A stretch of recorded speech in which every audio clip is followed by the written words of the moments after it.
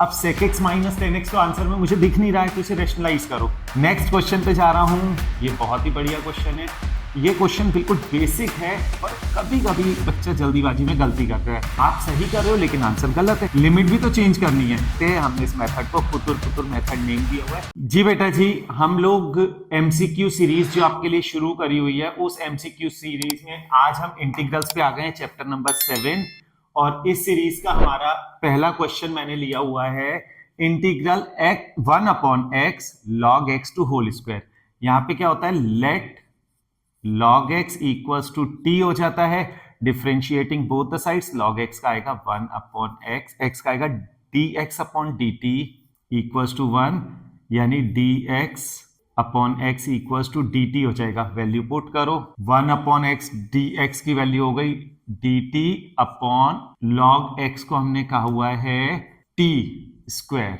तो ये क्या हो जाएगा, integral t to power minus 2 dt। Integral करेंगे t to power minus 2 plus 1 upon minus 2 plus 1 plus c।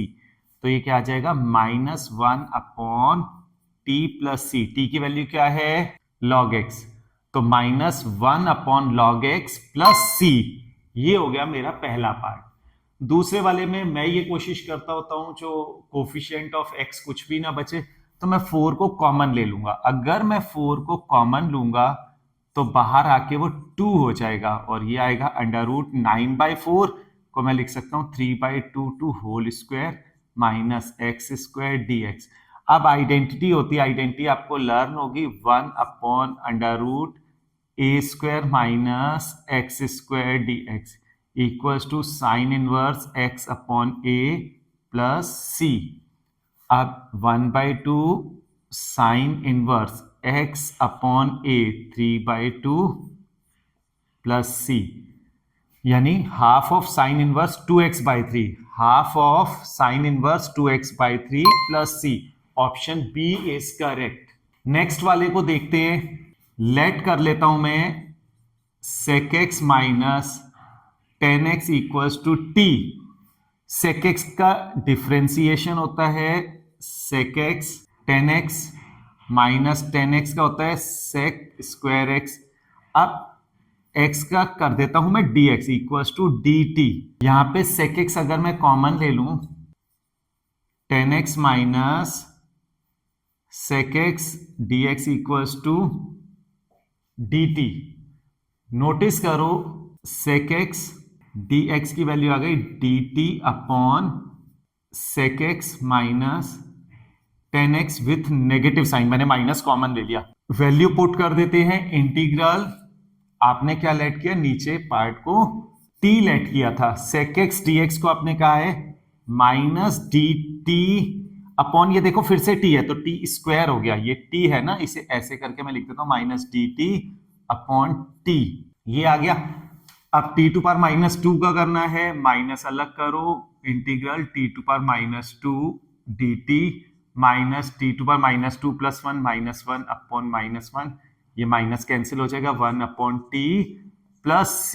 1 upon t क्या था, sec x minus 10x plus c। अब sec x माइनस 10x तो आंसर में मुझे दिख नहीं रहा है, तो इसे रेशनलाइज करो। रेशनलाइज करना क्या हुआ, sec x प्लस 10x से multiply, sec x plus 10x से डिवाइड। अब ये क्या हो जाएगा, ऊपर तो आ गया sec x plus 10x upon sec square x minus 10 square x plus c। sec square x minus 10 square x क्या होता है, 1। तो sec x plus 10x plus c, sec x plus 10x plus c। अरे वाह, पहला भी b, दूसरा भी b, थर्ड वाला भी b आ गया।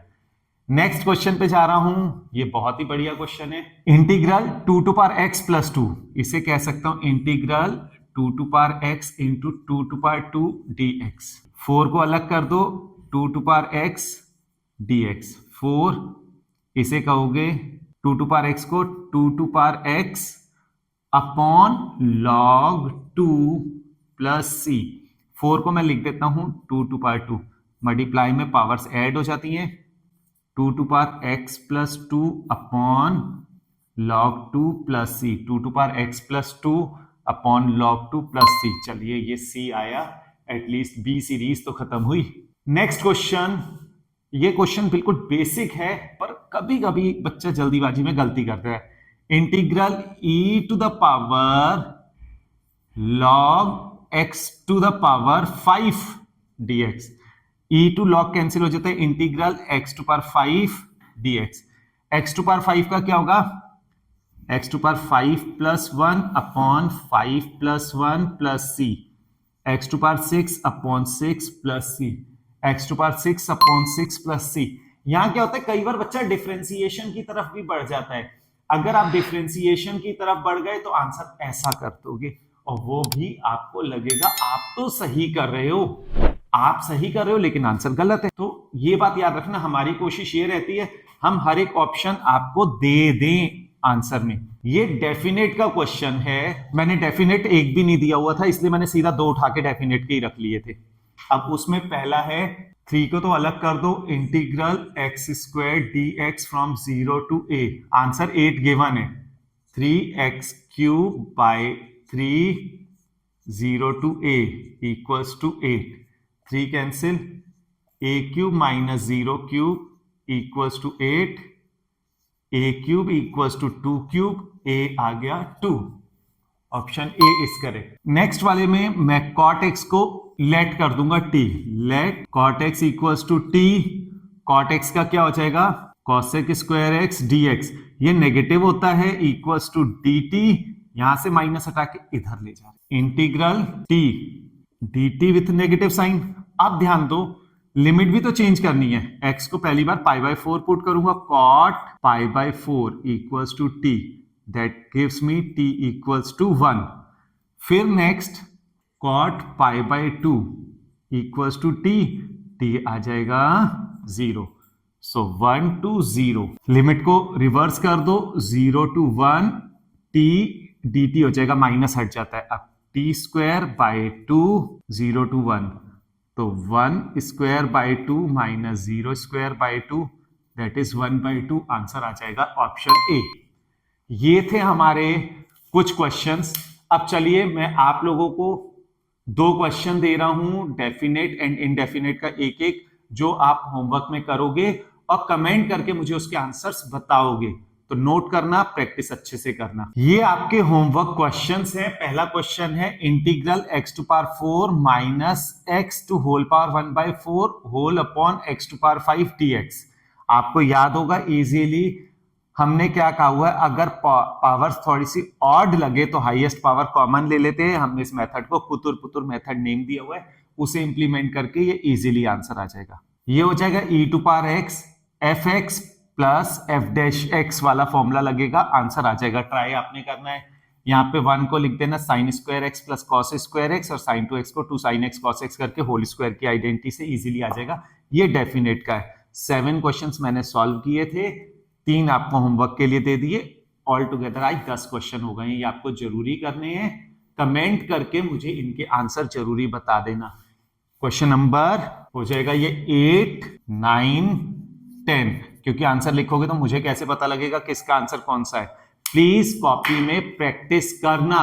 1 फेब या उससे पहले अगर आप मुझे इसका आंसर्स की एक कॉपी दिखा दोगे तो आप अपने लिए एक अच्छी सी बुक ले सकते हो मेरे से। Thank you, all the best.